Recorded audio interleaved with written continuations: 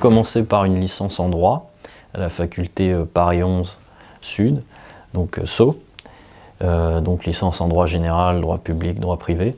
J'étais déjà plus intéressé vers le droit public, les relations internationales.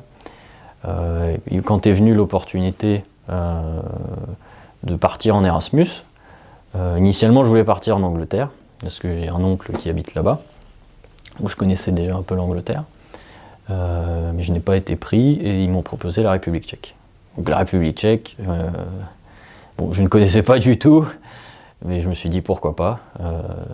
Ça a l'air bien rigolo et on peut découvrir de nouvelles matières, je pense. C'est intéressant de voir le droit de leur point de vue et c'est ce qui s'est passé au final, parce que j'ai découvert des matières que je ne connaissais pas, comme le droit de la guerre, le droit des conflits armés, qu'on n'enseigne pas forcément ici, en licence en tout cas. Et donc j'ai beaucoup accroché avec cette matière-là. J'ai eu la chance d'avoir un très bon professeur.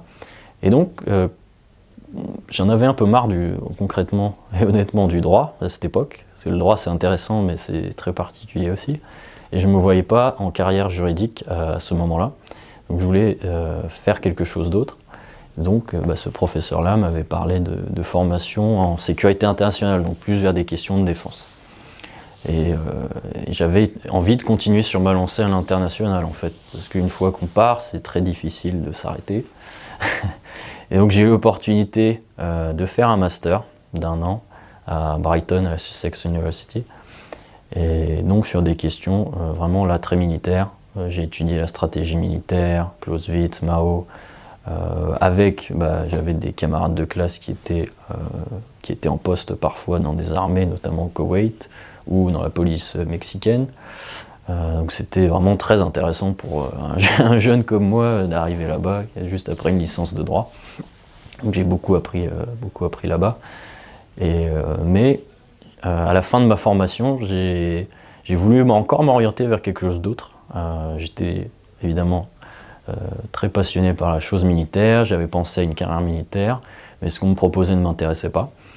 Et à ce moment-là, vers août-septembre, alors c'était 2013, j'ai entendu parler de l'intelligence économique.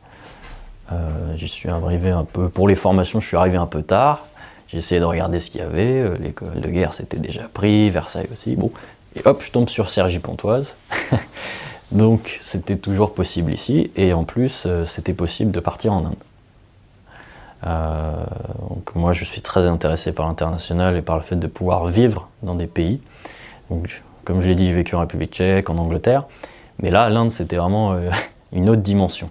Et le fait de pouvoir vivre 4 mois et demi, donc passer un semestre là-bas, dans un pays qui est, comme tout le monde le sait, un pays qui prend énormément d'importance sur la scène internationale, c'était une opportunité qui pour moi était à ne pas rater. Donc j'ai tout fait déjà pour être accepté dans ce master, et ensuite pour partir en Inde. Et donc, je vais parler un peu de mon expérience en Inde. Donc j'ai dit 4 mois et demi là-bas, j'ai étudié les mêmes choses, disons que le même thème, en tout cas l'intelligence économique, mais en version indienne. Donc c'était intéressant. Ils ont une approche différente de la nôtre, évidemment. Et puis aussi, c'est aussi une des raisons pour lesquelles je suis parti, j'ai pu beaucoup voyager, approcher une culture, enfin des cultures en Inde, il faut vraiment parler des cultures, très différentes de la nôtre, une approche différente de la vie en général. Hein.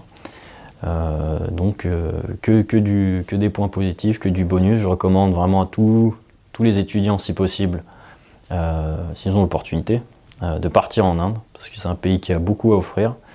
Il ne faut pas forcément tenir compte des a priori qu'on peut entendre sur la pauvreté, le fait que les Russes ne soient pas forcément très propres, ce genre de choses.